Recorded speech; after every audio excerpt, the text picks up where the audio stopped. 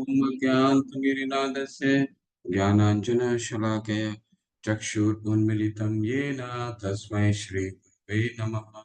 नमो विष्णुपादाय कृष्णपृष्ठाय भूतले श्रीमते भक्तिवेदान्तस्वामिनिते नामिने।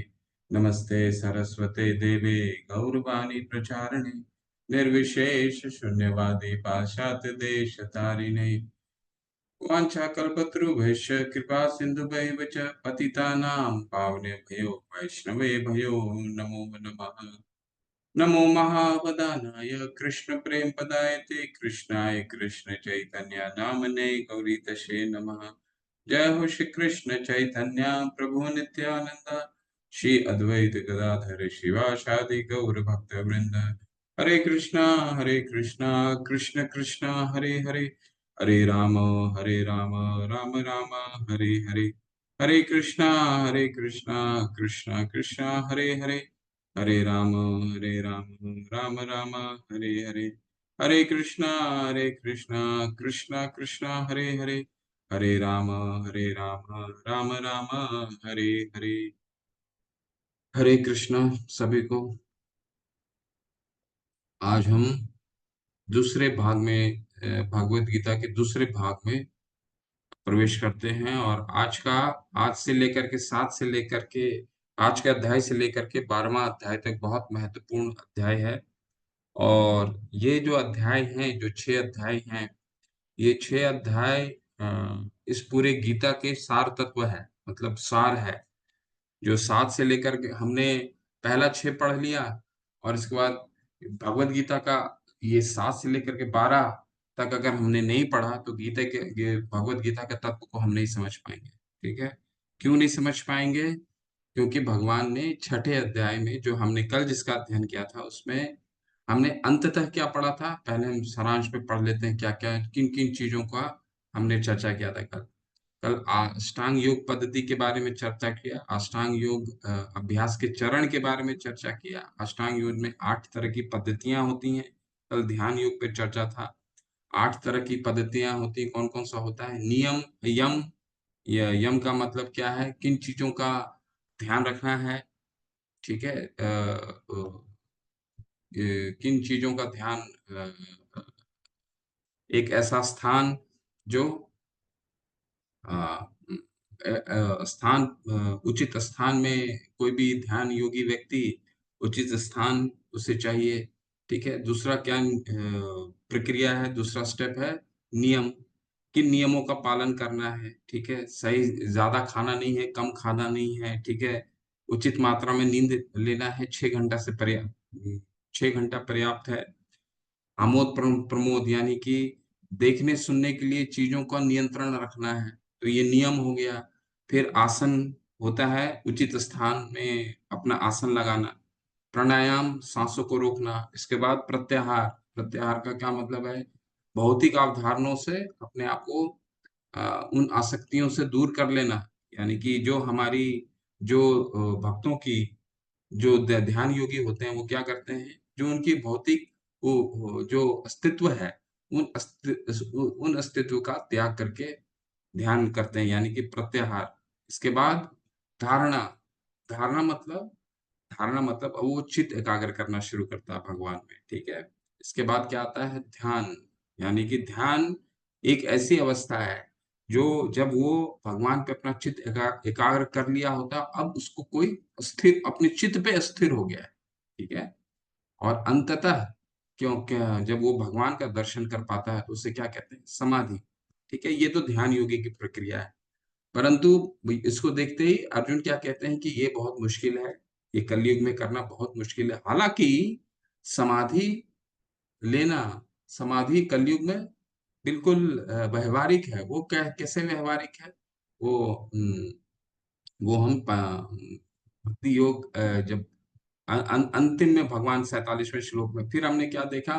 मन पे नियंत्रण कैसे करना है। बंधुर आत्मना आत्मना तस् येन आत्मना आत्मना जिता। अगर हमने मन को अपना मित्र बना लिया तो हम ये पूरा भगवत गीता श्रद्धा पूर्वक 18 दिन अच्छे से सुनेंगे। और अगर हमने नहीं बनाया तो हमें जो भौतिक माया है, वो आज ये चल रहा है, कल वो देखना है, कल बाहर जाना है, कल रविवार है, कल क्योंकि ऐसा मौका तो बार-बार नहीं आता हम सबों के पास, ठीक है? भगवान का स्वयं हम गीत सुन रहे हैं, तो हम सब ये तपस्या है, ठीक है? और इस तपस्या को हमें मन को मित्र बना कर के सुनना होगा, नहीं तो मन अगर शत्रु रहे बनेगा तो फिर हमने कल देखा था क्या है कि अगर पेट्रोल या किसी तरह का ईंधन जो होता है, अगर वो मित्र है तो एक जहाज एक जगह से आपको दूसरी जगह लेकर के जाएगा, एक जगह रॉकेट भी ईंधन के द्वारा अ, बहुत बड़े कार्य करता है, सैटेलाइट बनता है, ठीक है? दूसरे ग्रहों पे जाता है, चंद्रमा में जाता है। परंतु यही ईंधन अगर हानिकारक करे, तो क्या होता है? जंगल के जंगल जला सकता है। तो मन वही शत्रु और मित्र दोनों हो सकता है। निर्भर करता है हमें क्या करना है, ठीक है? तो भगवान अर्जुन वही बताते हैं कि मेरा मन जो है, वो बहुत चंचल है और इस तरह का योग को कलयुग में इस तरह का योग पे मेरा व्यवहारिक नहीं लगता है। भगवान भी कहते हैं असंचय महाबाहो सूनु तू निग्रहम चलम, ठीक है? अभ्यासेन तू कौन्तेय वैराग्येन च गृह्णति। अभ्यास और वैराग्य के द्वारा विरक्ति के द्वारा ये संभव है। हाँ, तुम कठिन तो है, माया को रोक पाना कठिन है, ठीक है? माया बहुत प्रबल है, बहुत अनेक अनेक रूपों में आती है हमारे सामने, ठीक है? भगवत गीता का कक्षा चल रहा है और कई रूप में माया आएगी हमारे सामने, ठीक है? तो ये हम पे निर्भर करता है। फिर अर्जुन क्या पूछते हैं चौथा, असफल योगी का क्या गंतव्य है, ठीक है? तो हमने देखा भगवान बहुत करुणामय होते हैं। तो अगर जो थोड़े अल्प काल के लिए भी अगर कोई भक्ति करता है तो भगवान उसको एक अच्छा परिवार देते हैं, एक संस्कारिक परिवार देते हैं और धनवान परिवार देते हैं ताकि वो भक्ति जो उसकी अपूर्ण रह गई थी पूर्व जन्म में, वो वहीं से शुरू कर सकता है, ठीक है? वो उसको जीविका उपार्जन लाइवलीहुड के लिए संघर्ष नहीं करना पड़ता, नहीं तो भक्ति कैसे कर पाएगा? भगवान बहुत करुणामयी है। फिर दूसरा भाग क्या था कि जो बहुत लंबे समय तक भक्ति करता है और उसका किसी तरह से पतन हो जाता है या उस शरीर त्याग देता है या किसी तरह का बीमारी हो जाता है, तो उसके लिए भगवान क्या कहते हैं, उससे अगला जन्म में वैष्णव परिवार मिलेगा। एक ऐसा परिवार मिलेगा जिसके जो परिवार शुरू से ही भक्ति में निवृत्त है। तो ऐसा परिवार अगर भक्ति करता है तो आपको एक बच्चे को उस तरह का प्लेटफ़ॉर्म मिल जाता है। फिर वो भक्ति में आरूढ़ हो सकता है। और अंततः भगवान ने अपना निष्कर्ष दिया 1 से लेकर के 6 अध्याय का, यानी भक्ति योग का निष्कर्ष क्या है? योगिनाम अपि सर्वेषां, सभी योगियों में सर्वश्रेष्ठ वो योगी है जो मेरे अंतःकरण में हर समय सोचता है, ठीक है? मद्गतैरंतरात्मा श्रद्धावान भजते यो माम, जो हर हर समय मेरी श्रद्धा पूर्वक पूजा करता है। यही समाधि है। कलयुग की समाधि यही है, कृष्ण भावनामृत की समाधि यही है। वो समाधि नहीं कि वो भगवान, क्योंकि सन्यास हमने देख लिया कि सन्यास हम ऐसे नहीं ले सकते। क्यों? क्योंकि सन्यास का मतलब त्याग है और त्याग इन शरीर, भौतिक शरीर का त्याग तो कर ही नहीं सकते, ठीक? तो ये हमने कल पढ़ा। तो मद्गतेर अंतरात्मना, अब भगवान की भक्ति करना तो भक्ति योग को सर्वश्रेष्ठ बताया भगवान ने। अब उसका आगाज़ हम आज के अध्याय से करते हैं। आज का अध्याय का क्या शीर्षक है? ज्ञान विज्ञान योग। तो चलिए भक्ति योग में भगवान क्या हमें ज्ञान और विज्ञान बताते हैं। भक्ति योग एक विज्ञान है। सबसे पहला ये समझना हमारे लिए ज़रूरी है। ज्ञान और विज्ञान में क्या फ़र्क है? विज्ञान वो ज्ञान होता है जो व्यावहारिक रूप से, साइंस का क्या मतलब है? विज्ञान का इंग्लिश होता है, अंग्रेजी होता है साइंस। तो विज्ञान का क्या मतलब है? वो ज्ञान जो हम अपने जीवन में व्यावहारिक रूप से उसको लागू कर सकते हैं, ठीक है? उसे उस ज्ञान को विज्ञान कहा जाता है। श्री भगवान पहला श्लोक क्या कहते हैं भगवान? चलिए, श्री भगवान उवाच मय्यासक्तमनः पार्थ योगं युञ्जन् मदाश्रयः असंशयं समग्रं मां यथा ज्ञास्यसि तच्छृणु। बहुत सुंदर श्लोक है। अब के कोई भी श्लोक जो है वो आप इसका मंथन कर सकते हैं। बहुत एक-एक श्लोक बहुत सुंदर आने वाले हैं। श्री भगवान ने कहा, देखिए जैसे मैंने आपको छठे अध्याय में भी बताया था कि अर्जुन के बिना प्रश्न और उत्तर के भगवान ये अध्याय छठा अध्याय शुरू करते हैं। और ये भी अध्याय बिना प्रश्न और उत्तर के, यानी कि ये अध्याय जो भगवान बिना प्रश्न और उत्तर के शुरू कर रहे हैं, वो बहुत ही विशेष होने वाला है। ठीक है? श्री भगवान ने कहा, हे पृथा पुत्र, अब सुनो कि तुम किस तरह मेरी भावना से पूर्ण होकर और मन को मुझ में आसक्त करके योगाभ्यास करते हुए मुझे पूर्णतया संशय रहित जान सकते हो। तात्पर्य में श्रील प्रभुपाद बता रहे हैं, भगवद गीता के 7वें अध्याय में कृष्ण भावनामृत की प्रकृति का विशद वर्णन हुआ है। ठीक है, कृष्ण समस्त ऐश्वर्यों से पूर्ण है और वे इन्हें किस प्रकार प्रकट करते हैं इसका वर्णन इसमें हुआ है। इसके अतिरिक्त इस अध्याय में इसका भी वर्णन है कि 4 प्रकार के भाग्यशाली व्यक्ति कृष्ण के प्रति आसक्त होते हैं, 4 प्रकार के भाग्यहीन व्यक्ति कृष्ण की शरण में कभी नहीं जाते। तो इस अध्याय में भगवान ने क्या सिखाया है हमें? सबसे पहला ये सिखाया है इस श्लोक के माध्यम से कि अर्जुन, मुझ में आसक्त होकर के और पूर्णतया संशय रहित होकर के सुनो, तत् श्रृणु शुनु। भगवान बोलने पे बल नहीं दे रहे हैं। भगवान ने 2 कान इसीलिए दिया है कि हम जितना बोलते हैं उससे 2 गुना ज्यादा सुने, इसलिए 2 कान है और 1 मुंह दिया है। ठीक है, तो जितना हमें बोलना है उससे 2 गुना ज्यादा सुनना है, इसलिए भगवान ने बोलने पे बल नहीं दिया। क्या बोला? तत् सुनु, अब सुनो। तो हमें ध्यान पूर्वक सुनना है। और इस अध्याय में क्या क्या आने वाला है? इस अध्याय में भगवान पृथ्वी में हमारे आसपास भगवान को हम कैसे देख सकते हैं, उनके ऐश्वर्यों के माध्यम से। ठीक है, हमें तो लगता है कि अरे भगवान कैसे दिखेंगे, तो हमारी इन अपूर्ण इंद्रियों से मैं आगे बताऊंगा इसका क्या मतलब है। इन अपूर्ण इंद्रियों मतलब इनकम्प्लीट सेंसेस से हम भगवान को कैसे देख सकते हैं? भगवान को देखना हमारे लिए बहुत मुश्किल है, लेकिन भगवान तो छठे अध्याय में बोलते हैं, योम माम पश्यति सर्वत्र। भगवान कह रहे हैं, तस्य अहम न यो माम पश्यति, मैं हर जगह व्याप्त हूँ। यो माम पश्यति सर्व चे मयि पश्यति, तस्य अहम न प्रणश्यामि, स च मे न प्रणश्यति। भगवान का भक्त मुझे हर जगह दिखता, हर चीजों में मुझे देखता है। वो मेरे लिए कभी मेरे लिए कभी अ, लुप्त नहीं होता, मैं उसके लिए कभी लुप्त नहीं होता हूँ। तो हमें इन आंखों से देखना तो बहुत मुश्किल है। तो हम इन आंखों से भगवान को उनके ऐश्वर्यों के माध्यम से इस पृथ्वी पे कैसे देख सकते हैं, आज वो बताएंगे। और बहुत महत्वपूर्ण चीज आने वाला है, ये जरूर ध्यान से सुनिएगा। भगवान बताएंगे 4 प्रकार के लोग जो भगवान की शरण ग्रहण करते हैं, और 4 प्रकार के लोग जो भगवान कहते हैं कि वो कभी भी मेरे शरण ग्रहण नहीं कर सकते। ठीक है, तो बहुत इंपॉर्टेंट, बहुत महत्वपूर्ण। मैं अब तुमसे पूर्ण रूप से व्यवहारिक तथा दिव्य ज्ञान कहूंगा, और इसे जान लेने पर तुम्हें जानने के लिए और कुछ विशेष नहीं रहेगा। भगवान एक ऐसे दिव्य ज्ञान बताने वाले हैं हमें, जिसको जानने के बाद और कुछ भी जानने के लिए शेष नहीं रहेगा। तो कोई एक मनुष्य ऐसा कह सकता है क्या कि मैं आपको कोई अपने अपने क्षेत्र में कोई कितना भी बड़ा विशेषज्ञ हो, कोई ये कह सकता है क्या कि मैं जो तुमको बताने वाला हूं, इसके बाद इसको और तुम्हें जानने का शेष नहीं रहे?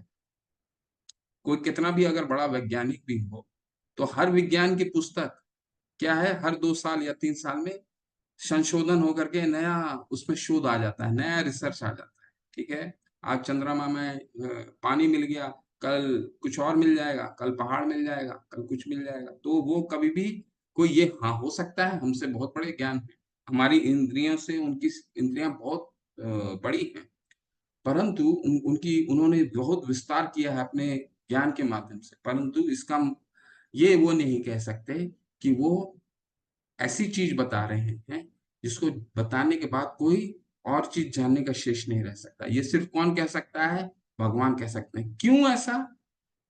ऐसा क्यों? क्योंकि हम मनुष्यों में 4 तरह की दोष पाए जाते हैं, चाहे मैं हूं या आप हो या कोई भी सबसे बड़ा व्यक्ति, सिर्फ गुरुजन होते हैं वो दोषी नहीं। वो 4 तरह का दोष क्या होता है?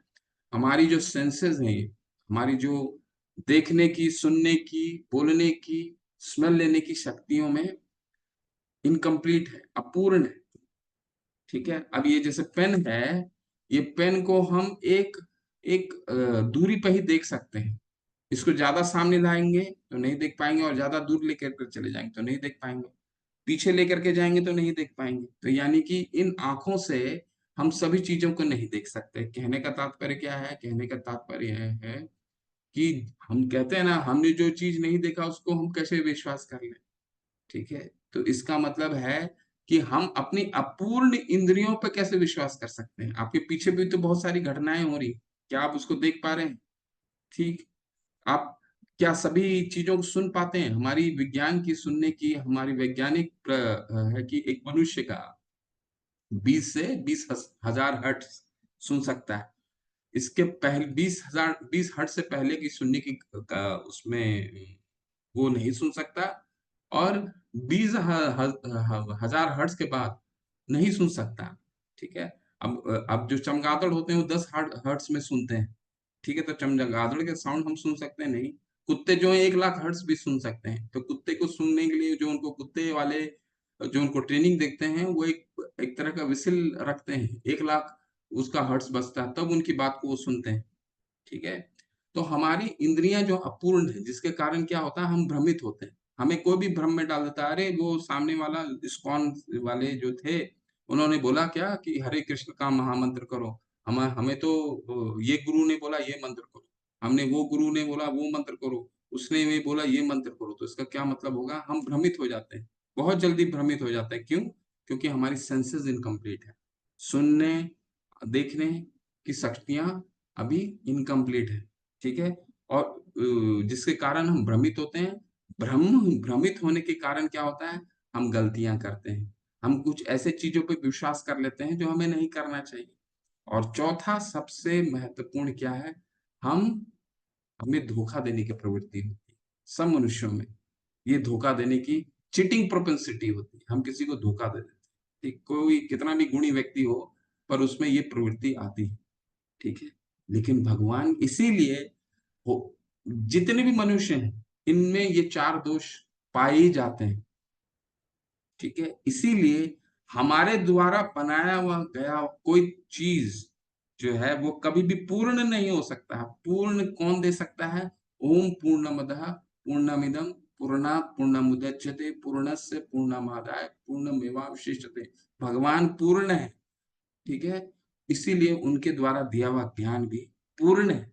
भगवत गीता में कोई नया एडिशन नहीं आता है। जो 5117 साल पहले लिखा गया, उससे पहले 12 करोड़ साल पहले भगवान ने सूर्य देव को दिया, विवस्वान को, वही ज्ञान था। और भगवान का शास्त्रों का ज्ञान सर्वभौमिक है, सर्वकालिक है। मतलब हर काल के लिए वो एप्लीकेबल है, चाहे वो सतयुग हो, त्रेता हो, द्वापर हो या कलयुग।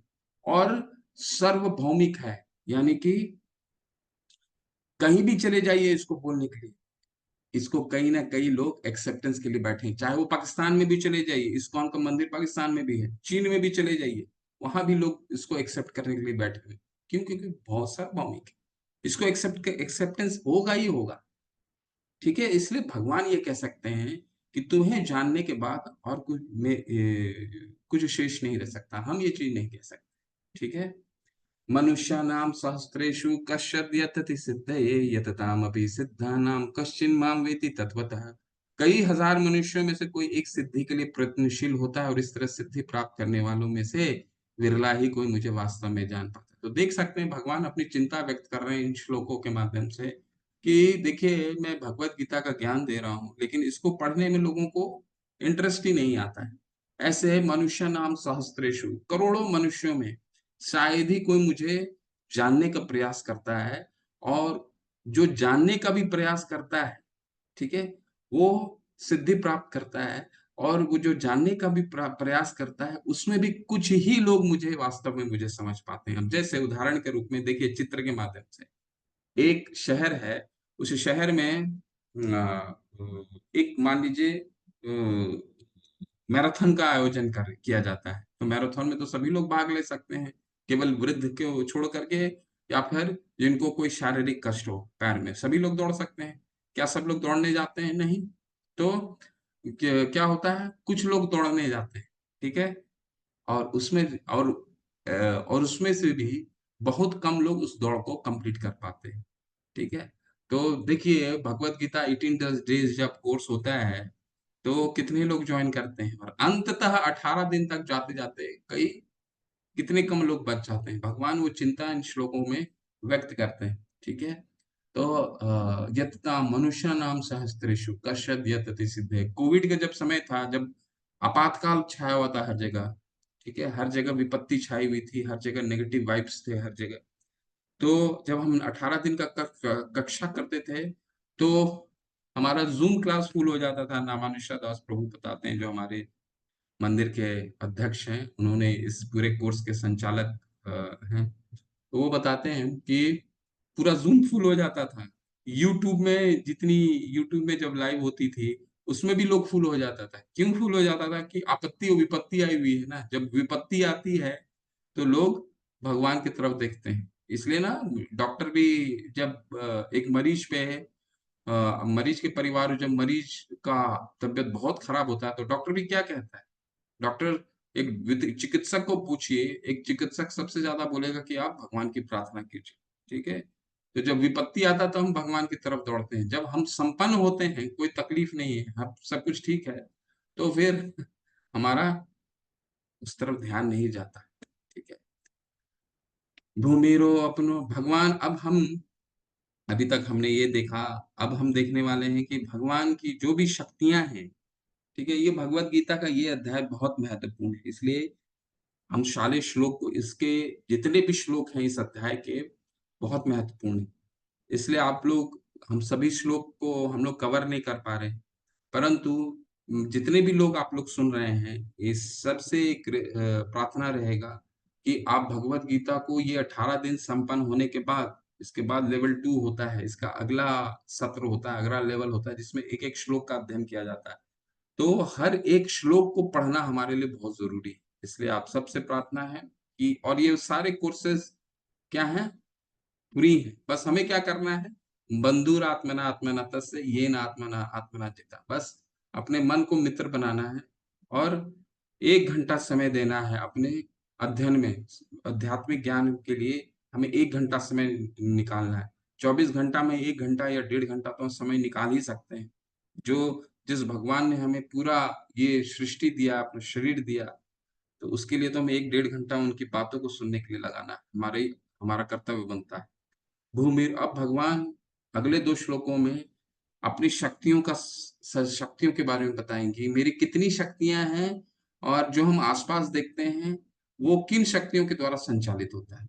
भूमिरो अपनलो वायु खम मन बुद्धि रेव च अहंकार इति यम में भिन्ना प्रकृति रिष्टदा। पृथ्वी, जल, अग्नि, वायु, आकाश, मन, बुद्धि तथा अहंकार, ये 8 प्रकार से विभिन्न मेरी भिन्न प्रकृतियां हैं।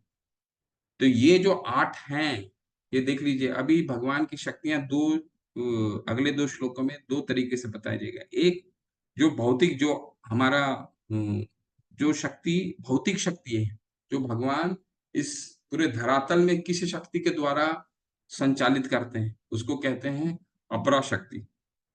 और अपरा शक्ति, ये जो हम पढ़ रहे हैं, उसे अपरा शक्ति कहा जाता है, ठीक है? या बहिरंगा शक्ति, ठीक है? बहिरंगा शक्ति में क्या आता है? 8 तरीके की चीजें होती हैं। पंचभूत, ठीक है? यानी पृथ्वी, जल, अग्नि, वायु, आकाश, जिससे हमारा शरीर बना है, 5 चीजों से। मन, बुद्धि, अहंकार, ठीक है? मन, बुद्धि, अहंकार, ये क्या हो गया? सूक्ष्म तत्व, जो दिखाई नहीं देता। बुद्धि दिखाई देती है? नहीं दिखाई देती, लेकिन ये भौतिक शक्ति है भगवान की, ठीक है? कोई कोई बहुत तेज बुद्धि से आता है, कोई कम बुद्धि से आता है। देखें, भगवान अभी हम पढ़ेंगे, ठीक है? मन, हम बोलते हैं ना, हमारा मन अच्छा नहीं लग रहा है, ठीक है? तो वो क्या है? ये सूक्ष्म, भगवान की सूक्ष्म शक्ति है। और अहंकार, अहंकार किसी में माँ और पिता नहीं डाल सकते। एक बच्चे में आप देखे होंगे, जब एक माता के 2 छोटे-छोटे बच्चे होते हैं, एक छोटा बच्चा उनके गोद में होता है, एक थोड़ा बड़ा होता है। तो माँ, क्योंकि जो गोद में बच्चा होता है, वो माँ उसको ज्यादा थोड़ा, क्योंकि वो माँ पे पूर्ण रूप से आश्रित है। और जो बड़ा वाला है, वो तो अपना कार्य खुद थोड़ा सा कर सकता है। तो बड़ा वाला जो बच्चा होता है, जब माँ को देखता है छोटे बच्चे को ज्यादा दुलार कर रही है, हालांकि माँ के नजर में दोनों बच्चे बराबर हैं, परंतु जो माँ के पूर्ण रूप से माँ के पे निर्भर करता है, माँ का उस पे विशेष ध्यान रहता है। तो क्या होता है कि जो बड़े बच्चे होते हैं, वो क्या होता है, उनको देख करके थोड़ा सा उनको ईर्ष्या आती है। तो ये अहंकार, ये ईगो, ये कहाँ से आता है? ये अहंकार, ये माता पिता सिखाते हैं? नहीं, ये सूक्ष्म शक्ति है, भगवान की शक्ति। ये 8 प्रकार के भगवान की अपरा शक्ति, जिसके द्वारा ये भौतिक जगत संचालित होता है। अब आध्यात्मिक जगत के बारे में समझते हैं। हे महाबाहु अर्जुन, इसके अतिरिक्त मेरी एक अन्य पराशक्ति है, जो उन जीवों से युक्त है जो इस भौतिक अपरा प्रकृति के साधनों का विदोहन कर रहे हैं। तो ये जीव तत्व जो हैं, हम सारे जीव तत्व हैं, ठीक है? जितने भी जीव तत्व में हैं, वो क्या है? वो भगवान की अपरा शक्ति, भगवान की पराशक्ति। ये जितने भी है ना, ये पराशक्ति। और इनका क्या काम है? ये जितना भी भौतिक शक्ति है ना, जो देख रहे हैं आप, चित्र के माध्यम से इसको देखने का प्रयास कीजिए। इनको ये एक्टिवेट करती हैं, इनको ये विदोहन करती हैं। अब जल है, अब जल पीती हैं। वायु है, वायु का वायु वायु को वो उसका प्रयोग करती हैं सांस लेने के लिए, ठीक है?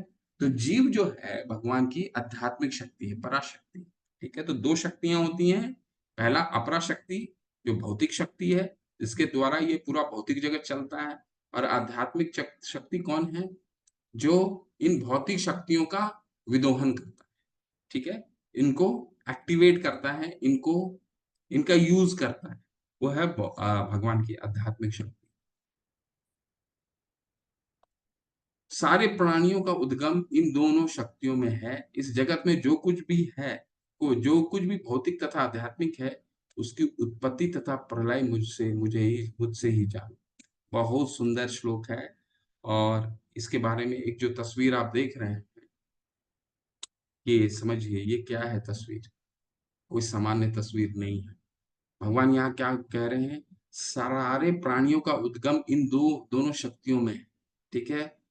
और इस जगत में जो कुछ भी भौतिक तथा आध्यात्मिक है, उसकी उत्पत्ति तथा प्रलय मुझसे ही जानो।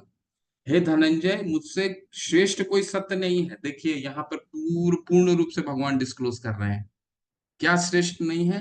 भगवान कह रहे हैं धनंजय। अर्जुन का नाम धनंजय इसलिए पड़ता है क्योंकि वो धन का अपने बड़े भाई को यज्ञ करने के लिए, धन के लिए धन का संयोग करते हैं। सबसे ज्यादा मात्रा में वो सहयोग करते हैं। जब इंद्रप्रस्थ बना रहे थे युधिष्ठिर, तो धन की तो कमी थी, तो अर्जुन जो थे सबसे ज्यादा ज्यादा उनको अ, अ, धन कलेक्ट करके युधिष्ठिर महाराज को सहयोग करते हैं धन के माध्यम। इसलिए हे धनंजय, मुझसे कोई श्रेष्ठ सत्य नहीं है। मत्त परतरम अनन्यत् किंचित दस्ति धनंजय, मुझसे कोई बड़ा श्रेष्ठ नहीं। जिस प्रकार मोती धागे में गुथे रहते हैं, उसी प्रकार सब कुछ मुझ पर आश्रित है। तो ये दो श्लोकों से, और ये चित्र में क्या दिखाया गया? चित्र में दिखाया गया है कि भगवान ही ये भौतिक जगत के सृष्टि करते हैं। कैसे? कैसे करते हैं? भगवान 3 अवतारों में अवतरित होते हैं, ठीक है? उनका क्या नाम है? विष्णु अवतार, पुरुष अवतार है। विष्णु तत्व के रूप में 3 रूप में होते हैं। सबसे पहला जो आप देख रहे हैं, इनको कहा जाता है कारणो दक्षाय विष्णु, ठीक है? कारणो दक्षाय विष्णु कारण सागर में लेटे रहते हैं और सांस छोड़ते हैं और सांस इनहेल एक्सहेल, सांस जैसी छोड़ते हैं, तो ये जो आसपास में आप गोल गोल देख रहे हैं, ये बुलबुले हैं। कोई भी एक व्यक्ति पानी में सांस छोड़ता है तो बुलबुला छोड़ता है ना, तो भगवान जो एक बुलबुला छोड़ता है, हमारा तो छोटा सा बुलबुला होता है, लेकिन जब भगवान बुलबुले छोड़ते हैं, तो हर बुलबुला ब्रह्मांड हो जाता है, ठीक है? हर बुलबुला ब्रह्मांड हो जाता है। तो भगवान ये बुलबुला छोड़ रहे हैं कारणोदक्षाय विष्णु के रूप में, और हर ब्रह्मांड का एक ब्रह्मांड बन रहा है, ठीक है? ब्रह्मांड बन गया। अब ये ब्रह्मांड को चलाएंगे कैसे भगवान? तो पुरुष अवतार जो है भगवान विष्णु जो है, 3 रूपों में अपने आप को विस्तार करते हैं। कौन? पहला कारणोदक्षाय विष्णु, जिनका काम है ब्रह्मांड की उत्पत्ति। सांस एक्सहेल करते हैं, छोड़ते हैं, बुलबुला ब्रह्मांड बन जाता है, अनगिनत ब्रह्मांड। इसके बाद अपने आप को उस ब्रह्मांड में दूसरे रूप में प्रवेश करते हैं, जिनका नाम है गर्भोदक्षाय विष्णु, ठीक है? वो सागर में लेटे रहते हैं, ठीक है? गर्भ सागर देखिए, हर पृथ्वी, हर एक बुलबुले में आप देखे होंगे शेषनाग में एक विष्णु लेटे हुए, देख रहे हैं ना? तो ये जो विष्णु हैं, शेषनाग में लेटे हुए, इनको कहा जाता है गर्भोदक्षाई विष्णु। इनके नाभि कमल से, नेवल से एक कमल की डंडी निकलती है, ठीक है, कमल की डंडी निकलती है, और उस कमल की डंडी में कमल से ब्रह्मा जी की उत्पत्ति होती है। और फिर भगवान ब्रह्मा जी को बोलते हैं जाओ तुम सृष्टि का निर्माण करो। तो अब ब्रह्मा जी फिर सृष्टि का निर्माण करते हैं, फिर देवता गण को पैदा करते हैं, जड़ वस्तु, चेतन वस्तु, मनुष्य, ये वो जितने पेड़ पौधे जितने हैं जड़ चेतन, सबको ब्रह्मा जी अ, पैदा करते हैं। और तीसरी बार, थर्ड टाइम, गर्भोदक्ष विष्णु अपने आप को उन हर एक कण में जिसको ब्रह्मा जी उत्पत्ति करते हैं, भगवान तीसरी बार अपने आप को एक्सपैंड करते हैं शिरोदक्षाय विष्णु के रूप में। तो कहते हैं ना भगवान हर एक कण में है, तो भगवान शिरोदक्षाय विष्णु के रूप में हर एक कण में, हर एक वस्तु में प्रवेश करते हैं, चाहे वो जड़ हो चाहे चेतन, और फिर सृष्टि का पालन करते हैं। तो ये तीन तरीके से सृष्टि का पालन होता है, इसलिए भगवान कह रहे हैं मुझसे बड़ा कोई श्रेष्ठ सत्य नहीं। और दूसरा क्या कह रहे हैं, जिस प्रकार मोती धागे में गुथे रहते हैं उसी प्रकार सब कुछ मुझ पर आश्रित है। तो मोती और धागा का क्या सम्मेलन है। जब आप माला को देखते हैं तो धागा दिखता नहीं है। किसी को आपने देखा है ये बोलते हुए कि ये माला जो है, ये इसके धागे बहुत सुंदर हैं। सारे लोग क्या कहते हैं जब कोई माता या कोई पुरुष जब मोती के माला पहने रहते हैं, या तो क्या बोलते हैं कितना अच्छा माला है, उसके मोती को देख करके सारे लोग मोती देखते हैं, परंतु जो धागा बांधे रखता है वो कितना महत्वपूर्ण कार्य करता है, वो पूरे माला को संजो के रखता है। करेक्ट ना। तो माला क्या है, वो भगवान का क्या कार्य है, पूरे सृष्टि को उस धागे की तरह जोड़े रहते हैं। पृथ्वी उसी गति से हर दिन रोटेट कर रहा है, उसी गति से हर दिन घूम रहा है, ना ज्यादा तेज ना ज्यादा धीरे। ज्यादा तेज होगा तो क्या होगा, हमारी पृथ्वी पे क्या हो जाएगा, आंधी तूफान आने लग जाएंगे, ठीक है। ना ही ज्यादा सूर्य के निकट, ना ही ज्यादा सूर्य से दूर। तो ये पूरा सृष्टि, वही 4:30 बजे सुबह सुबह हमारा सूर्योदय होता है, वही शाम के 5:30-6 बजे सूर्यास्त होता है, ठीक है, ताकि हम रात्रि में आराम कर रहे हैं। तो ठीक वैसे ही जैसे एक एटीएम मशीन में हम जाते हैं और पैसा निकालते हैं, तो हमको लगता है पैसा तो उस मशीन से ऑटोमेटिक आता है, परंतु उसके पीछे कितनी बड़ी कार्यरत लोग रहते हैं, बैक एंड सिस्टम रहता है, ठीक है। ठीक उसी तरह हमको लगता है ये प्रकृति आपस में अपने आप चल रहा है, लेकिन भगवान चलाते हैं इसको ठीक उसी तरह से जिस तरह से एक मोती माला जो है वो गुथा रहता है, ठीक है। भगवान की हमें कार्य नहीं दिखता है, सुबह उठिए और किसी दिन हमें लगता है कि धूप नहीं आता, सोच करके देखिए, बस कल्पना कीजिए कि धूप नहीं आएगा तो कैसा दिन होगा हमारे लिए, ठीक है। तो ये पूरा सृष्टि भगवान एक ऑटोमेटेड टेलर मशीन जैसा चला है ना। अब थोड़ा ऐश्वर्य जानते हैं इसमें, ठीक है। तो भगवान हमने क्या पढ़ा था, भगवान के ऐश्वर्यों को जानेंगे, ठीक है। ऐश्वर्य क्या है, कैसे आसपास भगवान को हम महसूस कर सकते हैं, ठीक है। अभी ने हमने तो भक्ति शुरू की है, अभी तो भगवान तो हम भगवान भक्तों को भगवान हर जगह दिखते हैं। अब अभी हम जो जितने लोग हैं, हम लोग क्या है अभी भक्ति हमने शुरू की है, तो भगवान को इस प्रकृति में किस तरह से उनके ऐश्वर्य के माध्यम से हम देख सकते हैं, वो देखिए, चलिए बहुत सुंदर है ये सब चीजें, आप अच्छे से सुनिए। रसो अहम अपसु कौन्तेय प्रभास्मि शशिसूर्य हो प्रणवः सर्व वेदेषु शब्द कै पुरुषम नृषु। हे कुंती पुत्र, मैं जल का स्वाद हूँ, सूर्य तथा चंद्रमा का प्रकाश हूँ, वैदिक मंत्रों में ओंकार हूँ, आकाश में ध्वनि हूँ, तथा मनुष्यों में सामर्थ्य हूँ। रसा अहम अपसु कौन्तेय, मैं जल का स्वाद हूँ। इसका क्या मतलब हुआ, विज्ञान तो बोलता है कि जल तो का तो स्वाद ही नहीं होता है, water is odourless and colourless and odourless. जल का ना कोई रंग होता है ना स्वाद होता है, परंतु भगवान तो कह रहे हैं मैं जल का स्वाद हूँ। वो क्या, इसका कैसे मतलब निकाले हम।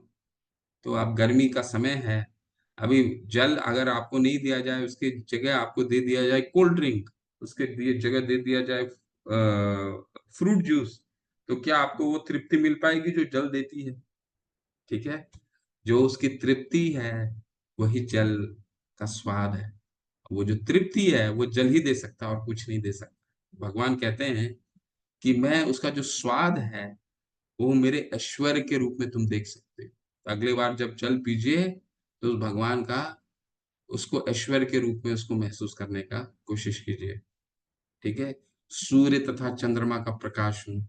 ठीक है, सूर्य, हमें लगता है, जैसे मैंने आपको उदाहरण दिया कि सूर्य डेली अपना कार्य करती है, किसी को अगर सूर्य का रोशनी नहीं चाहिए तो भी उसको सूर्य का रोशनी देती है। ठीक है, चंद्रमा का प्रकाश, रात्रि में अगर चंद्रमा किसी दिन का प्रकाश ना हो तो कितना अंधारमय हो जाता है पूरा संसार। ठीक है, तो चंद्रमा का प्रकाश मैं हूँ, वैदिक मंत्रों में ओंकार में हूँ। ठीक है, भगवान ऐसे बहुत चीजों के बारे में बताते हैं। क्या बोलते हैं? पानी स्वाद, पानी में स्वाद हूँ, चांद सूरज में रोशनी हूँ, वैदिक मंत्रों में ओम हूँ। ओम क्या है? वैदिक मंत्र का ओम जो है भगवान का सूचक है। सूचक का क्या मतलब है? भगवान नहीं है, भगवान का एक ऐश्वर्य है। ठीक उसी तरह जैसे आप मान लीजिए कोई गाड़ी चलाते हैं, कोई कार चलाते हैं, कोई स्कूटर चलाते हैं, तो स्कूटर में जो भी कंपनी वो बनाती है वो लोगो लगाती है, लोगो लगाती है। अब वो लोगो क्या है? उस कंपनी का ऐश्वर्य है। उस कंपनी, उस लोगो के माध्यम से हम कंपनी को पहचानते हैं। परंतु क्या लोगो कंपनी है? नहीं। ठीक है, इसलिए हरे कृष्ण कृष्ण कृष्ण हरे हरे, हरे राम राम राम हरे, ये स्वयं भगवान है। परंतु ओम क्या है? भगवान का ऐश्वर्य है। ठीक उसी तरह जो एक गाड़ी का लोगो होता है, ठीक है, लोगो क्या कहता है? उस कंपनी या किसी की चीज का भी कंपनी का लोगो, गाड़ी का ही मत समझिए, किसी भी कंपनी का लोगो उस कंपनी का ऐश्वर्य बताता है, एक सूचना बताती है कि कंपनी का ये सूचक है। ईश्वरो आसमान का ध्वनि हूँ, आदमी में योग्यता हूँ, बलम बलवताम च, योग्य। भगवान कह रहे हैं तेजस तेजस्वी नाम हम, बलम बलवताम च, बुद्धि बुद्धिमताम अस्मि, तेजस तेजस्वी नाम हम, बलम बलवताम च। भगवान कहते हैं मैं बुद्धियों का, देखिए यहाँ लिखा है क्या? आदमी की योग्यता है, जो टैलेंट होता है, टैलेंट होता है वो भी भगवान का एक ऐश्वर्य है। किसी मनुष्य में बहुत विशेष योग्यता, हर मनुष्य में एक योग्यता है। ठीक है, भगवान कहते हैं वो योग्यता मैं हूँ। ठीक है, बुद्धिमान की बुद्धि मैं हूँ, बुद्धि जो है वो भी भगवान है। हमको लगता है कि हम अपनी बुद्धि से पूरे हम जो धन कमा लेते हैं, कुछ अपने जीवन में कर लेते हैं, तो हमें लगता है ये तो हमने अपनी बुद्धि से, अपनी मेहनत से की। कई लोग बोलते हैं ना, भगवान कहते हैं बुद्धि बुद्धिमताम अस्मि, मैं बुद्धिमानों का बुद्धि मैं हूँ। वो भगवान का एक ऐश्वर्य है। अगर हमें कोई अपनी बुद्धि से इस्तेमाल कर करके, अगर हमें कुछ प्राप्त हुआ है तो भगवान से हमें उसको, भगवान को, भगवान के शरण में उसको अर्पित करना है कि भगवान मुझे आपके द्वारा ये चीजें प्राप्त हुई हैं। आप इसके, आप ये बुद्धि जो है, क्योंकि हम देखते हैं हमारे पूरे संसार में ऐसे कई लोग होते हैं जिनके पास बच्चे होते हैं जो बिना बुद्धि के जिनका जन्म होता है।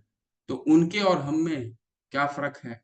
यही है कि भगवान ने हमें ये ऐश्वर्य दिया है और उनके लिए कुछ और गति रखा है। ठीक है, तो बुद्धिमान की बुद्धि हूँ, इस तरह का भगवान अपने ऐश्वर्यों के बारे में बताते हैं। तुम जान लो कि मेरी शक्ति द्वारा सारे गुण प्रकट होते हैं, चाहे वो सतुगुण हो, रजोगुण हो या तमोगुण हो। इस प्रकार मैं सब कुछ हूँ किंतु हूँ स्वतंत्र। मैं प्रकृति के गुणों के अधीन नहीं हूँ, अपितु वह मेरे अधीन है। तो प्रकृति में कोई भी चीजें जो कार्यरत हैं, ठीक है, हम पूरे दिन में जो भी कार्य करते हैं तीन गुणों के अधीन होकर के करते हैं, सतगुण रजोगुण तमोगुण। इसका आप पूरा विस्तार से हम 14वें अध्याय के बाद अध्ययन करेंगे। लेकिन अभी बस एक संक्षेप में सारांश में आपको बता देता हूँ। सतोगुण क्या है? सबसे अच्छा गुण है, ठीक है, सबसे अच्छा गुण व्यक्ति के सारे 9 के 9 को द्वार प्रकाशित रहते हैं, उसको मालूम है क्या करनीय है क्या नहीं करनी है, प्रवृत्तिम च निवृत्तिम च कार्य अकार्य भया भय। उसको मालूम है किन चीजों को करना है जीवन में, किन चीजों को नहीं करना है, किन से भयभीत होना है, किन से निडर रहना है। ठीक है। सतुगुणी व्यक्ति, रजोगुणी व्यक्ति क्या है, अपने लिए सारा जीवन लगाता है, अपनी सुख सुविधा अ, अपने परिवार के लिए सारा जीवन लगाता है, उसे रजोगुणी कहा जाता है। ठीक है। और तमोगुणी का क्या मतलब है, तमोगुणी का मतलब वो है जो अज्ञान के अंधेरे में रहता है, प्रमाद आलस निद्रा भी, यानी कि अज्ञान प्रमाद और आलस, ऐसे तमोगुणी व्यक्ति जो रहते हैं वो शास्त्रों के बिल्कुल विपरीत कार्य करते हैं। उनको अगर समझाना जाइए कि तुम धूम्रपान करना छोड़ दो, तो बोलो, वो आपको क्या बताएंगे कि अरे पूरे विश्व में, देश में तो इतना पोल्यूशन फैला हुआ है, सड़कों में जाइए तो गाड़ी गाड़ी की तो इतनी धुआं हो रहा है, तो क्या वो हम अपने उसको हम सांस से नहीं अंदर ले रहे हैं, तो मेरा धूम्रपान करना क्यों गलत है। ठीक है। तो इस तरह करके जिनको ज्ञान नहीं होता वो अपने को ही सर्वस्व मानते हैं। ठीक है, अपने ज्ञान को ही सर्वस्व मानते हैं, तो इस तरह का चरित्र के लोग क्या कहा जाता है, तमोगुण। भगवान कह रहे हैं कि ये जितने भी गुण के लोग हैं, ये जितने भी 3 गुणों में मेरे अधीन है, मेरे अधीन होने के कारण ये 3 गुणों में उस तरह का कार्यरत है, लेकिन मैं उससे परे हूँ। भगवान तो सब चीज से परे हैं, वो तो एडमिनिस्ट्रेटर है। ठीक है ना। उनसे ना मैं कर्म ना माम कर्माणि लिम्पन्ति ना मैं कर्म फलेय स्प्रिय। भगवान चौथे अध्याय में कहते हैं, ना मैं कर्म से बनता हूँ, ना मैं कर्म से बनता हूँ, ना कर्म के फलों से बनता हूँ। ठीक है। 3 गुणों द्वारा मोहग्रस्त ये सारा संसार मुझे गुणातीत तथा अविनाशी को नहीं जानता। तो भगवान इन गुणों में बंधे नहीं, वो तो ये गुण के द्वारा एक गुणातीत, भगवान तो गुणातीत है। ठीक है, भगवान तो ये बनाते हैं। देवी ही है, लेकिन भगवान जब ये गुण बनाते हैं, ये गुणों के द्वारा कोई भी अधीन है, तो इसको निकलने का क्या तरीका है। देवी ही ऐसी गुणमयी मम माया दुरत्या माम एवं प्रपद्यन्ते माया में ताम तरंती ते। प्रकृति के 3 गुणों वाली इस मेरी देवी शक्ति को पार कर पाना कठिन है, बहुत कठिन है। देवी शक्ति को पार करना, ये जो माया शक्ति है, इसको पार कर पाना बहुत कठिन है, परंतु असंभव नहीं। कैसे, दूसरे लाइन में बता रहे हैं, किंतु जो मेरे शरणागत हो जाते हैं वे सरलता से इसे पार कर जाते हैं। देखिए, भगवान उसको स्वयं लेते, भवामी न चिरत पार्थ मैया वेशत चेतसा। 12वें अध्याय में भगवान बताएंगे कि जो मेरी भक्ति करता है उसको मैं स्वयं लेने के लिए आता हूँ, और तुरंत लेने आता हूँ। भवामी न चिरत पार्थ, उसको उस गुणों में तुरंत उठाता हूँ, उस गुणों से। देखिए, माया से निकलना बहुत मुश्किल है, बहुत मुश्किल है। भगवान स्वयं कह रहे हैं, दैवी ही ऐसी गुणमयी मम माया दुरत्या, क्योंकि भगवान की वो बहिरंगा शक्ति है वो भी। और उनकी अधिष्ठाता देवी कौन है, दुर्गा माँ, दुर्गा देवी है। ठीक है। तो दुर्गा देवी अधिष्ठाता देवी है, तो उनको, उनके माया को पार करना बहुत मुश्किल है, बहुत मुश्किल है। देखते हैं हम कितना भी कोशिश कर रहे हैं। ठीक है, अगर हम सुबह उठने का प्रयास करें, मन हमारा मित्र नहीं है, तो माया हमें कितना ग्रसित करके रखता है। ठीक है, कि थोड़ा 10 मिनट और सो लेते हैं, 15 मिनट और सो लेते हैं, अरे अभी तो ये प्रोग्राम आ रहा है टीवी में, वो देख लेते हैं 5 मिनट, वो 10 मिनट देख लेते हैं। थोड़ा सा वीडियो तो आ ही जाएगा, रिकॉर्डिंग वीडियो आ जाएगा, उसको सुन लेंगे कभी भी हमारे पास समय मिलेगा, अभी तो ये कार्य मेरे लिए ज्यादा महत्वपूर्ण है। ये तो माया है ना। देवी ही ऐसी गुणमयी मम माया दूरत्य। ठीक है, इसको पार कर पाना बहुत मुश्किल है, भगवान स्वयं कह रहे हैं।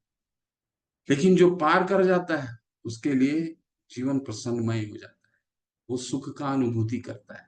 अगर सुख पर्याप्त का हो, सुख का भोग करना है, तो माया तो हमें हमेशा दुख देती है 3 तरीकों से। कैसे, माँ देवी दुर्गा देवी हमेशा त्रिशूल लेके खड़ी रहती है, और वो जो त्रिशूल है वो त्रय ताप है, 3 तरह के ताप है।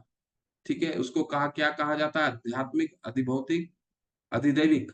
ठीक है, यानी कि एक ऐसी ताप आती है जो आपके हम सबके स्वयं के द्वारा मिलता है। हमने किसी को बुरा भला कह दिया, सामने वाला हमारे को बुरा भला कह देगा या हमारे पे प्रहार कर देगा। तो वो क्या है, उसके जिम्मेदार हम खुद होते हैं। ठीक है। दूसरा तकलीफ कैसे आता है हमारे जीवन में कि जो हमें दूसरे देते हैं, सड़क पे चल रहे हैं, पीछे से किसी ने आके साइकिल से हमें मार दिया, हमारा पैर में बहुत तेजी से चोट लग गया दूसरे के द्वारा। और एक दैवी आपदा, कोविड आ गया, भूकंप आ गया, भूचाल आ गया, बाढ़ आ गया, बारिश हो गई, बिजली गिर गई। ठीक है। कुछ दिन पहले हमारे शहर में बिजली की इतनी बड़ी तीव्र बिजली हुई कि 3 बच्चे नदी के किनारे, हमारे घर के जस्ट बाहर एक तालाब था, 3 बच्चे बैठे थे, बिजली उन्हीं पे गिर गई। बताइए काल कैसे आता है। ठीक है। तो भगवान का ये अधिदैविक प्रकृति है। ये जो देवी माँ जो है, त्रैताप लेकर के, त्रिशूल लेकर के खड़ी रहती हैं और बार बार दिखाती हैं, देखो इस भौतिक जगत में 3 ताप आना, चाहे तुम कितना भी खुशी मनाने की, तुम इसी में उलझन में फंसे रहोगे। तुमको लगता है कि ये तुमको खुशी मिलेगा, लेकिन खुशी नहीं मिलता। भगवान खुद, देवी माँ खुद ही दिखाती है त्रेता, फिर भी हमें लगता है नहीं नहीं यही तो अच्छा है, यही सब कुछ ठीक चल रहा है। अब हम देखेंगे अगले 2 श्लोकों में कौन 4 प्रकार के लोग भगवान के ग्रहण नहीं करते शरण। भगवान कहते हैं ना, मेरे पास वो कभी नहीं आ सकते। न माम दुष्कृतनो मूढ़ा प्रपदन्ते न राधमा माया प्रेत ज्ञान आसुरम भवम आश्रिता। जो निपट मूर्ख हैं, जो मनुष्यों में अधम है, जिनका ज्ञान माया द्वारा हर लिया गया है, और जो असुरों की नास्तिक प्रकृति को धारण करने वाले हैं, ऐसे दुष्ट मेरी शरण ग्रहण नहीं करते। पहला कौन है? न माम दुष्कृतनो मूढ़ा। मूढ़ा संस्कृत का शब्द है, जिसका हिंदी मतलब होता है मूर्ख। ऐसा मूर्ख जो सुबह से लेकर के 8 बजे से लेकर के 8 बजे रात तक सिर्फ अपने लिए जीवन, आहार, निद्रा, भय, मैथुन के चक्कर में लगा रहता है, और मनुष्य जन्म क्यों हुआ है कभी भी जिज्ञासा नहीं करता। ठीक है। हम कई लोग होते हैं जो पशु के समान सारा जीवन निकाल देते हैं। ठीक है। पशु के समान, एक जब पशु का वध होने वाला रहता है, एक कसाई के घर में जब बाहर पशु का लाइन लगा रहता है, ठीक है, पशु का जब लाइन लगा रहता है, तो पशु को ये मालूम नहीं रहता कि कुछ मिनटों में ही उसका वध होने वाला है। ठीक है। तो जो कसाई रहता है, उसको कुछ भोजन दे देता है, और सामने से वो वो बस भोजन प्राप्त कर करके वो प्रसन्न रहता है पशु। परंतु भगवान ने हमें क्या दिया है? हमें भगवान ने मनुष्य के रूप में निर्देह माध्यम सुलभम सुदुर्लभम, 84 लाख योनि के बाद ये मनुष्य शरीर प्राप्त होता है। जिज्ञासा करने के लिए होता है कि हमारा जन्म मनुष्य में क्यों हुआ है। ठीक है। हम ये दुखी क्यों रहते हैं। ठीक है। तो ये जिज्ञासा करना हमारे लिए जरूरी है। ये नहीं कि सुबह से शाम तक हम आहार, निद्रा, भय, मैथुन के चक्कर में हम अपना पशु समान कार्य करते रहे। उसको प्रभुपाद क्या कहते हैं? मूढ़ा, मूर्ख। प्रपदन्ते नराधमा। नराधमा दूसरा कैटेगरी आता है, नराधम। और उसको आप जब भगवत गीता का ये पढ़ेंगे तात्पर्यों में, तो प्रभुपाद लिखते हैं नराधम 99% विश्व में नराधम लोग ही। नराधम वो लोग हैं जो सब कुछ जानते हैं कि ठीक है भगवान का अस्तित्व है, भगवत गीता एक अच्छा ग्रंथ है, परंतु उनके पास समय नहीं है। ठीक है। समय ही नहीं है। ठीक है। भौतिक उलझनों में इतने उलझे हुए हैं कि समय निकालना, पारिवारिक उलझनों में इतना उलझे हुए हैं कि समय निकालना बहुत मुश्किल है।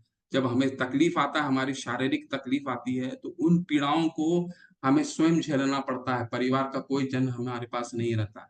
ठीक है। तो नराधम ऐसे व्यक्ति क्या होता है? नराधम। तो हमें ये जरूर जिज्ञासा करना है कि मनुष्य का जन्म हुआ क्यों है हमारे लिए। ठीक है। तीसरा कैटेगरी क्या है? माया अपहृत ज्ञाना। जो जिनके ज्ञान को माया ने हर लिया है। ठीक है। माया ने हर लिया, जो अपने आप को बहुत ज्ञानी समझते हैं, उनको ज्ञान भी होता है, लेकिन भगवान कृष्ण को वो क्या कहते हैं? भगवान नहीं मानते, बोलते हैं ये तो बहुत महान पुरुष है। ठीक है।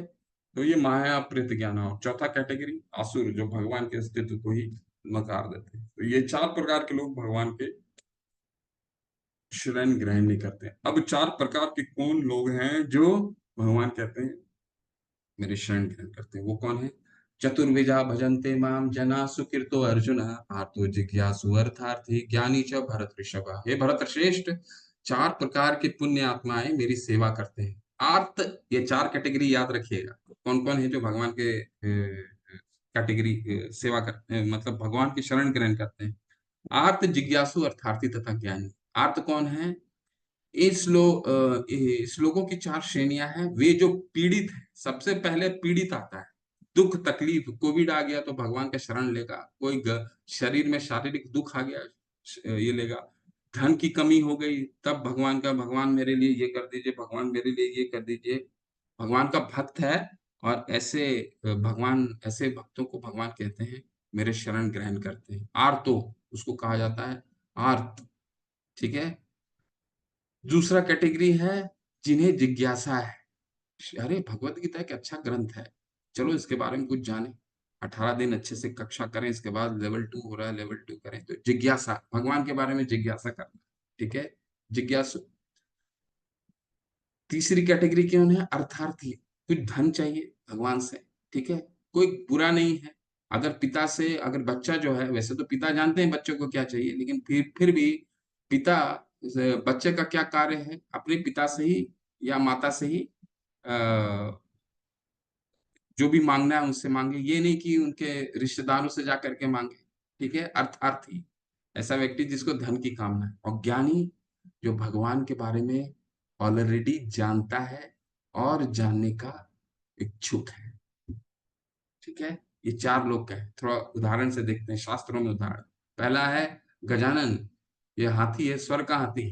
ठीक है। आर्थो, इसका मगरमच्छ, इनको मगरमच्छ ने इनके तालाब में स्नान करने गए, कीड़ा के अपने परिवार के साथ क्रीड़ा कर रहे थे, आनंद मना रहे थे।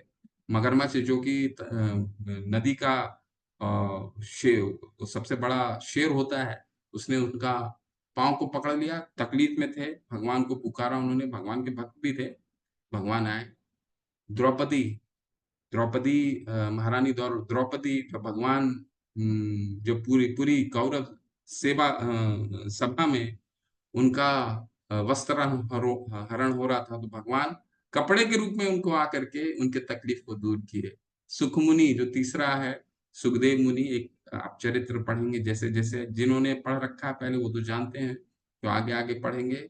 व्यासदेव के पुत्र हैं, जो 12 वर्ष तक अपने माता के गर्भ से नहीं आए थे, क्योंकि भगवान के निराकार रूप को वो मानते थे, इसलिए वो अ, माता के 12 साल तक गर्भ से इसलिए नहीं आए कि उनको कोई इस भौतिक जगत के आके माया में फंस ना जाए। ठीक है। फिर हो आते हैं क्या, जिज्ञासु। ठीक है, जिज्ञासु दूसरा कैटेगरी है, जो परीक्षित महाराज, जब श्रीमद् भागवतम आप पढ़ेंगे तो भगवान के बारे में जानना, क्योंकि उनके पास 7 दिन का समय था, तो भगवान के लिए बारे में जानने के लिए अपने गुरु सुखदेव मुनि से जिज्ञासा करते हैं, जरा मुझे भगवान की लीलाओं के बारे में बताइए। और फिर पूरा श्रीमद् भागवतम का संरचना है इसी रूप में। ठीक है। तीसरे तीसरा देख रहे हैं, नीचे में एक बच्चा है, ध्रुव महाराज हैं शास्त्रों में। इनको क्या चाहिए? अपने पिता से भी बड़ा राज्य चाहिए था। ठीक है, तो इन्होंने भगवान की स्तुति की।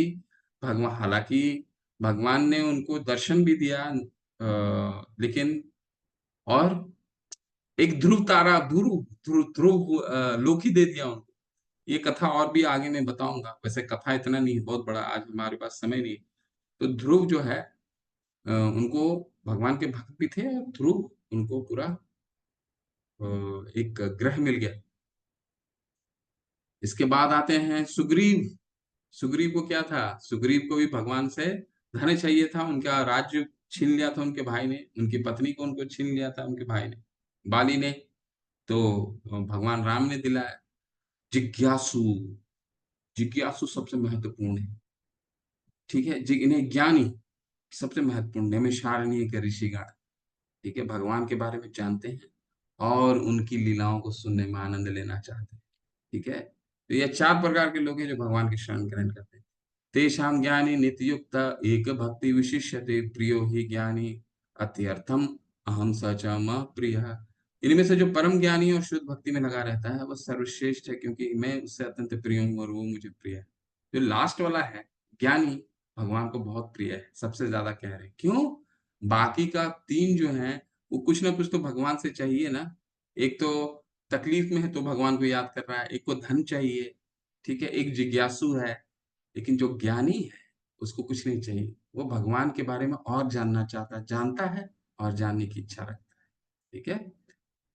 लेकिन इसको भी बहुत समय लग जाता है जानने में। बहुनाम जन्मनाम अन्ते ज्ञानवान मां प्रपद्यते वासुदेव सर्वमिति स महात्मा सुदुर्लभ। अनेक जन्म जन्मांतर के बाद जिसे मुझे सचमुच ज्ञान होता है, वो मुझको समस्त कारणों का कारण जानकर मेरी शरण में आता है, ऐसा महात्मा अत्यंत दुर्लभ होता है। भगवान कहते हैं इस श्लोक में कि ऐसा व्यक्ति बहुत दुर्लभ है, ठीक है। हालांकि इसको ज्ञान के माध्यम से मेरे तक पहुंचते पहुंचते बहुत समय लगता है, लेकिन मेरे में इतना रुचिकर आदमी मनुष्य, देखिए इस अध्याय में 2 बार ऐसा यूज किया है उन्होंने। पहला बार मनुष्य नाम सहस्त्रेषु कश्चिद् यतति सिद्धये यततामपि सिद्धानाम कश्चिन् माम वेति तत्वतः। सैकड़ों मनुष्यों में शायद ही मुझे जानने का कोई प्रयास करता है।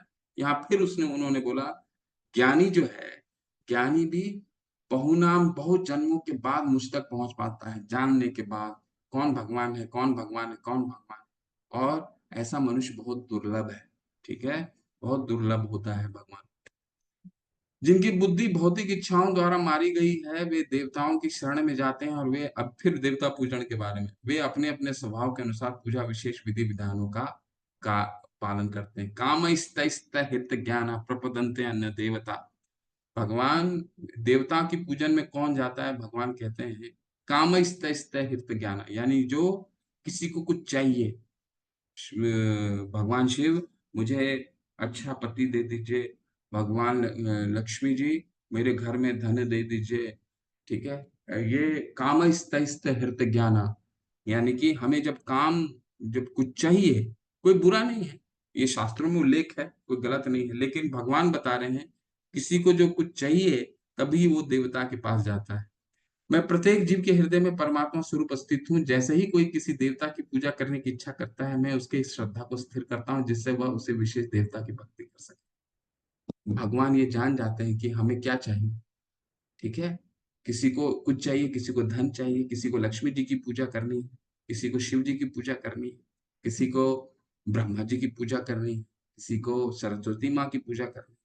तो भगवान ये जान जाते हैं। और ये जो श्रद्धा है, ये भी भगवान कहते हैं मैं ही विकसित करता हूँ, क्योंकि मैं तो पिता के रूप में अंदर हूं ना। सर्वस्व चाहम हृदय सन्निविष्टो इन ईश्वर सर्वभूतानां हृदय से अर्जुन तिष्ठति। अर्जुन, मैं तुम्हारे हृदय के अंदर रहता हूँ। भगवान हमारे हृदय के अंदर है, ठीक है। इसीलिए हमें सब जान जाते हैं, अरे इसको शिव जी से कुछ चाहिए, ठीक है, इसकी आराधना शिव जी। भगवान स्वतंत्रता देते हैं, कभी ये नहीं बोलते हैं, कभी जैसे पिता अपने पुत्र को ये नहीं बोलता है, सिखाता है, लेकिन ये नहीं बोलता है कि तुम यही करो नहीं तो तुम दंडित हो गए, नहीं, स्वतंत्रता देता है। अच्छा तुमको ये करना है, करो, ठीक है। ऐसी श्रद्धा में समन्वित यह देवता विशेष की पूजा करने के लिए यत्न करता है और अपनी इच्छा की पूर्ति करता है, किंतु वास्तविकता तो यह है कि ये सारे लाभ केवल मेरे द्वारा प्रदत्त हैं। अल्प बुद्धि वाले व्यक्ति देवताओं की पूजा करते हैं और उन्हें प्राप्त होने वाले फल सीमित तथा क्षणिक होते हैं। देवताओं की पूजा करने वाले देवलोक को जाते हैं, किंतु मेरे भक्त अंततः मेरे परम धाम को प्राप्त होते हैं। ये बहुत इंपॉर्टेंट है श्लोक 23। भगवान कह रहे हैं, देखिए ये गर्भोदक्षाई विष्णु में सब आराधना करने क्षीर सागर में लेटे हुए हैं। क्षीरोदक्षाई विष्णु क्षीर सागर में आराधना करने के लिए जा रहे हैं। जो देवता पूजन करते हैं भगवान उसको कहते हैं अल्प बुद्धि है। क्यों अल्प बुद्धि है? क्योंकि देवता तो अधिकृत है ना, इनको भगवान भगवान इनको भौतिक जगत चलाने के लिए इनको शक्तियां देते हैं। तो भगवान कहते हैं कि इनके इनका क्योंकि इनको भी शक्ति मैं देता हूं, तो इनके द्वारा जो फल है वो भी, क्योंकि भगवान स्वयं कितने जितने भी देवता हैं, हम वो कल के अध्याय में पढ़ेंगे 8वें अध्याय में। देवता का जीवन काल भी शाश्वत नहीं होता है, उनका भी एक समय होता है। 14 जगत में जितने लोग हैं सबका समय है। तो जब वो अशाश्वत हैं तो उनके द्वारा फल कैसे शाश्वत हो सकता है? बुद्धिहीन मनुष्य मुझको ठीक से न जानने के कारण सोचते हैं कि मैं पहले निराकार था और अब मैंने इसका स्वरूप को धारण किया है। वे अपने अल्प ज्ञान के कारण मेरी अविनाशी तथा सर्वोच्च प्रकृति को नहीं जान पाते। भगवान ने देवता पूजन वाले को अल्प बुद्धि कहा है, और जो भगवान की निराकार रूप में यानी कि भगवान की ज्योति में जो पूजा करते हैं भगवान उसको कह रहे हैं वो तो बुद्धिहीन है। वो यही नहीं जानता कि मैं साकार रूप हूँ और जो मेरा रोशनी है, जो निराकार रूप है वो मेरे से ही उद्भूत होता है। अब जब बल्ब लाइट देता है तो वो तो बुद्धिहीन ही व्यक्ति होगा ना, जो ये समझेगा कि नहीं बल्ब नाम का कोई चीज ही नहीं है, लाइट ही है सिर्फ, है ना। लाइट का उद्गम कहाँ से होता है? जब तक बल्ब नहीं होगा तब तक तो लाइट आएगी नहीं ना। मैं मूर्खों तथा अल्पज्ञों के लिए कभी भी प्रकट नहीं हूँ, इसीलिए तो मैं अपनी अंतरंगा शक्ति द्वारा आच्छादित रहता हूँ, अतः वे यह नहीं जान पाते कि मैं जन्मा तथा अविनाश हूँ। देखिए, तो नाहम प्रकाश सर्वस्य योग माया समावृता, भगवान कृष्ण के रूप में संधि सभा में गए, हर जगह थे महाभारत में, परंतु उनको कोई नहीं समझ पाया। दुर्योधन, जब धृतराष्ट्र को रोशनी उन्होंने दिया संधि सभा में, तो दुर्योधन धृतराष्ट्र जो है वो चकाचौंध हो गए, बोले नहीं नहीं नहीं, मुझे मेरी आंखें को दोबारा बंद कर। दुर्योधन के सामने खड़े थे, इसके बावजूद भगवान को नहीं पहचान पाए। क्यों नहीं पहचान पाए? क्योंकि असुरों को भगवान योग माया समावृता, उनको अल्पज्ञों के लिए भगवान कभी प्रकट नहीं हो पाते, क्योंकि उनको उन चक्षुओं से वो देख ही नहीं पाता। उनके सामने भी रहते हैं तब भी नहीं देख पाता। तो महाभारत में भगवान पूर्ण पुरुषोत्तम के रूप में आए इस पूरे चतुर्युग में, फिर भी कितने लोग भगवान कृष्ण को कृष्ण के रूप में जान पाए? सिर्फ पांडव और कुछ भीष्म पितामह, कुंती महारानी और कुछ लोग, बाकी तो उनको नहीं समझ पाए। हे अर्जुन, श्री भगवान होने के नाते मैं जो कुछ भूतकाल में घटित हो चुका है, जो वर्तमान में घटित हो रहा है और जो आगे होने वाला है, वो सब कुछ जानता हूँ। मैं समस्त जीवों को भी जानता हूँ, किंतु मुझे कोई नहीं जानता। भगवान सब कुछ जानते हैं, ठीक है। वर्तमान येषा तंतुगतं पापं जनाना पुण्य कर्मणाम ते द्वंद्व मोह निर्मुक्ता भंजे भजन्ते माम दृढ़व्रता। जिन मनुष्यों ने पूर्व जन्म में तथा इस जन्म में पुण्य कर्म किए हैं और जिनके पाप कर्मों का पूर्णतया उच्छेदन हो चुका होता है, वे मोह के द्वंद्वों से मुक्त हो जाते हैं और वे संकल्प पूर्वक मेरी सेवा में तत्पर होते हैं। देखिए, यहाँ पर भगवान ने बता दिया इस श्लोक में कि भगवान तक पहुंचने का क्या तरीका है। क्या? येषा त्वन्तगतं पापम जनाना पुण्य कर्मणा, पुण्य का कर्म करना पड़ेगा, तब हम जब पाप का जब पुण्य का कर्म करेंगे और पाप कर्मों हमारे उच्छेदन हो जाएंगे। वो कैसे होगा? हरे कृष्णा कृष्णा कृष्णा हरे हरे, हरे राम राम राम हरे हरे। जितना हम इन संकीर्तन यज्ञ करेंगे, हमारा चित्त का जो मार्जिन है धीरे धीरे धीरे शुद्ध होता जाएगा। चेतो दर्पण मार्जनम भव महादवाग्नि निर्वापणम। ये श्लोक अंतिम श्लोक है और कल का अध्याय शुरू होने का आगाज है। साधि भूत आदि देव माम साधि यज्ञम च ये विदु प्राण कलो अपि च माम ते विदुर्युक्त चेतसः। जो मुझ परमेश्वर को मेरी पूर्ण चेतना में रहकर मुझे जगत का देवताओं का तथा समस्त यज्ञ विधियों के बिना नियामक जानते हैं, वे अपनी मृत्यु के समय भी मुझ भगवान को जान और समझ के सकते हैं। तो कल का अध्याय में भगवान एक ऐसे विषय को लेकर के चर्चा करेंगे जिससे हम जीवन में सबसे ज्यादा भयभीत रहते हैं, ठीक है, और जिसकी चर्चा करने में हम सबसे ज्यादा संकोच करते हैं। वो क्या है और उससे कैसे उस भय से कैसे निकल सकते हैं, ये कल के अध्याय में हम पढ़ेंगे। वो बता रहे हैं कि भगवान का जो भक्त होता है वो हर समय, अंत का जो मृत्यु का समय है, वो हमारे लिए सबसे परीक्षा का घड़ी है। उसको कैसे हमें देखना है, ये कल के अध्याय। ये 7वां अध्याय विशेष रूप से बताता है कि कोई किस प्रकार से पूर्णतया कृष्ण भावना भावित हो सकता है। कृष्ण भावना का शुभारंभ ऐसे व्यक्तियों की सानिध्य से होता है जो कृष्ण भावना भावित होते हैं। तो भगवान की भक्ति दो चीजों से शुरू होती है। कैसे शुरू? सबसे एक इंपॉर्टेंट क्या चीज से है? कृष्ण भावनामृत वैष्णव का संग, साधु संग करने से, ठीक है। जब साधु संग कीजिएगा तो श्रद्धा बढ़ जाएगी, श्रद्धा विकसित होगी तो फिर साधु संग कीजिएगा। कृष्ण भावना में ऐसा सानिध्य आध्यात्मिक होता है, इससे मनुष्य प्रत्येक भगवान के संसर्ग में आता है और भगवत कृपा से वह कृष्ण का भगवान समझता है। साथ ही वह जीव के वास्तविक स्वरूप को समझ सकता है और यह समझ सकता है कि किस प्रकार कृष्ण को भुलाने से वो प्रकृति के नियमों द्वारा बद्ध हुआ है। वह यह भी समझ सकता है कि मनुष्य जीवन कृष्ण भावना अमृत को पुनः प्राप्त करने के लिए मिला है, अतः इसका सदुपयोग परमेश्वर की अहेतु की कृपा प्राप्त करने के लिए करना चाहिए। तो कल एक प्रभु ने हमसे प्रश्न किया था कि जीवन का उद्देश्य क्या है? तो प्रभुपाद जी इस बार अभी इन कुछ अंतिम पंक्तियों में समझा रहे हैं, क्या उद्देश्य है हमारे हमें, कि मनुष्य जन्म जो है हमें कृष्ण भावनामृत पुनः प्राप्त करने के लिए मिला है। भगवान से युद्ध करके, लड़ाई कर करके हम स्वतंत्रता मांगने के लिए भौतिक जगत में आ गए, और यहाँ खुद भगवान समझने लग गए। इसके कारण जो भी दुख और तकलीफ है, उनके से जो हम उनसे जो बिछो हुआ है, उनके कारण ये तकलीफ। अतः ये कृष्ण भावनामृत के द्वारा हम अपने भगवान से दोबारा संबंध को स्थापित कर सकते हैं, जो हमारे को दुखों का निवारण करेगा और हमारे स्वरूप को, हम हमारी क्या स्वरूप है वो बताएगा। ठीक है। हरे कृष्णा। श्रील प्रभुपाद की जय। अनंत कोटि वैष्णव वृंद की जय। हरे कृष्ण।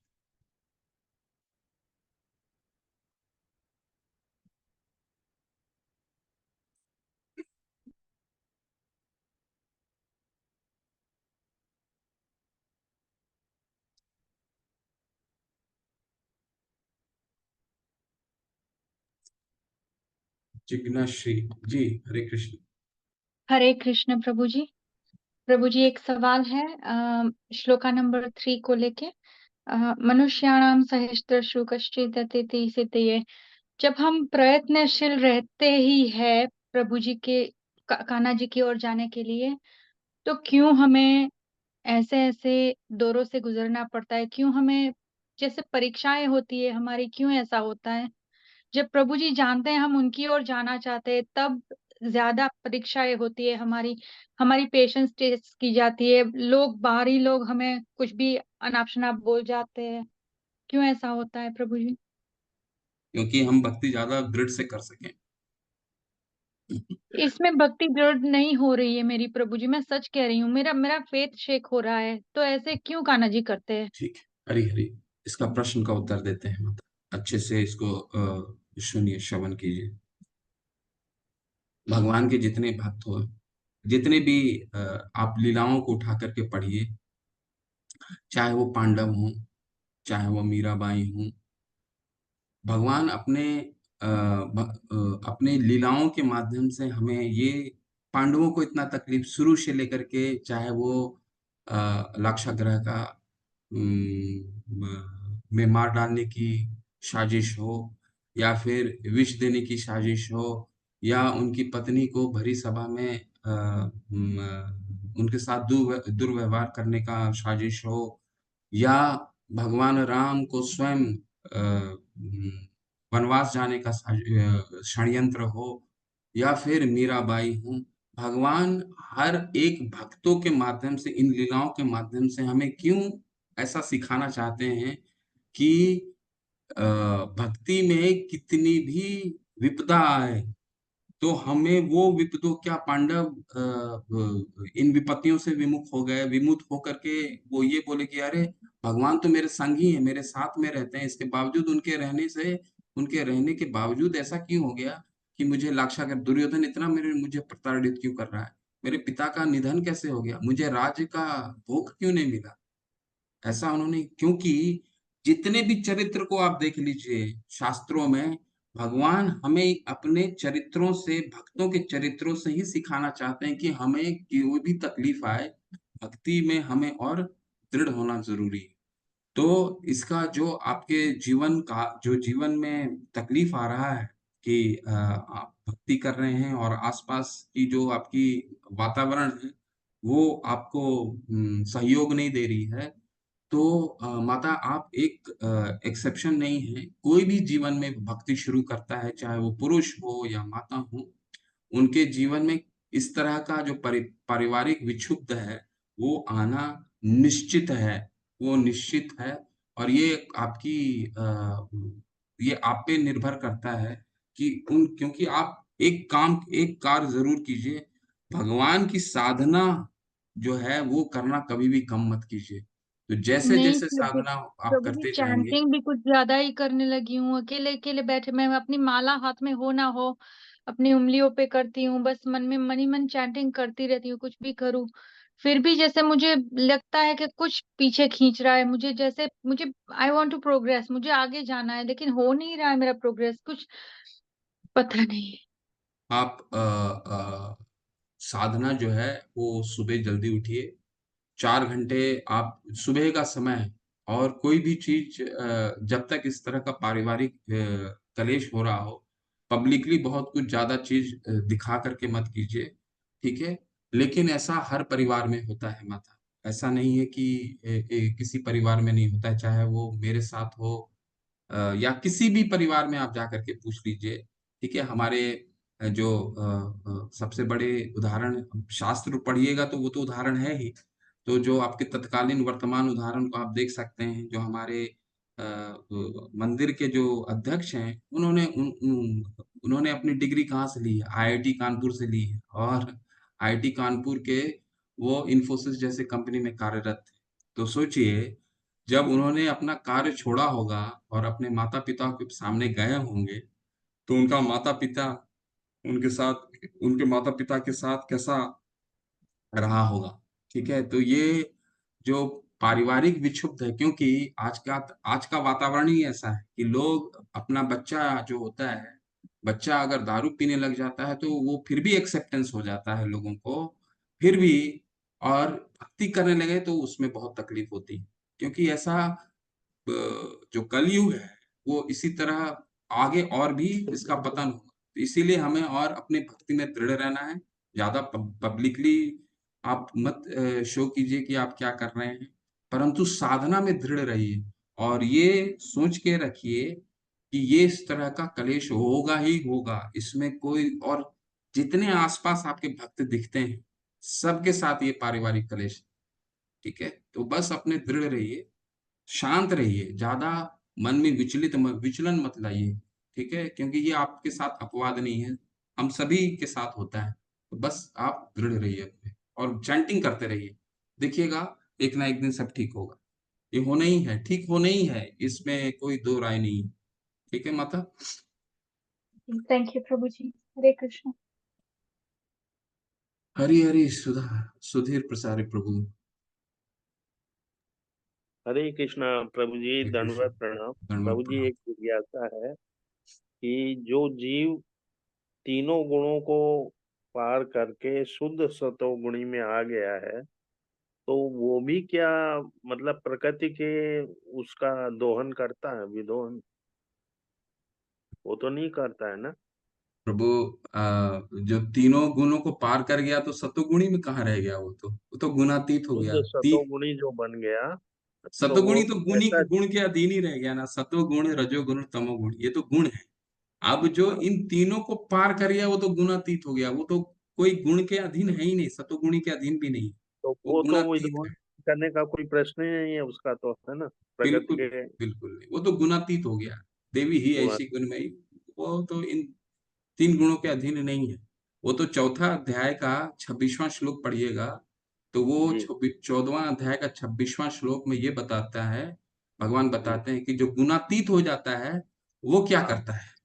अर्जुन पूछते हैं ना 14वें अध्याय में कि प्रभु हाँ उनका वो उसका व्यवहार किस तरह होता है जो गुणातीत हो जाता है। तो 26वें में बहुत विस्तार से भगवान बताते हैं, माम चयो अभ्य विचारेण भक्ति योग न सेवते सह गुणान संतित्येतान ब्रह्म भूयाय कल्पते। वो ब्रह्म में रहता है, ठीक है, वो ब्रह्म भूत प्रसन्न आत्मा न सोचती न, वो हमेशा प्रसन्न रहता है, उसको कोई चीज का तकलीफ नहीं रहता है हमेशा, ठीक है प्रभु। संभाव में रहेगा ऐसा व्यक्ति है। ठीक है गुरु जी, धन्यवाद। हरे कृष्ण। किन्हीं और का प्रश्न है?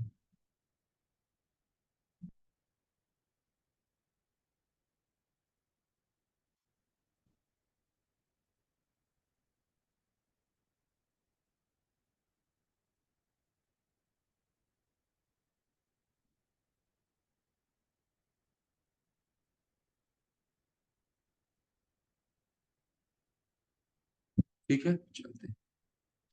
वाञ्छाकल्पतरुभ्यश्च कृपा सिन्धुभ्येव च पतितानां पावनेभ्यो वैष्णवेभ्यो नमो नमः। अनंत कोटि वैष्णव वृंद की जय। शिल प्रभुपाद की जय। निते गौर प्रेमानंदे। हरि हरि हरि। हरे कृष्ण। हरे कृष्ण प्रभु जी, हरे सादर प्रणाम। कृष्ण प्रभु जी।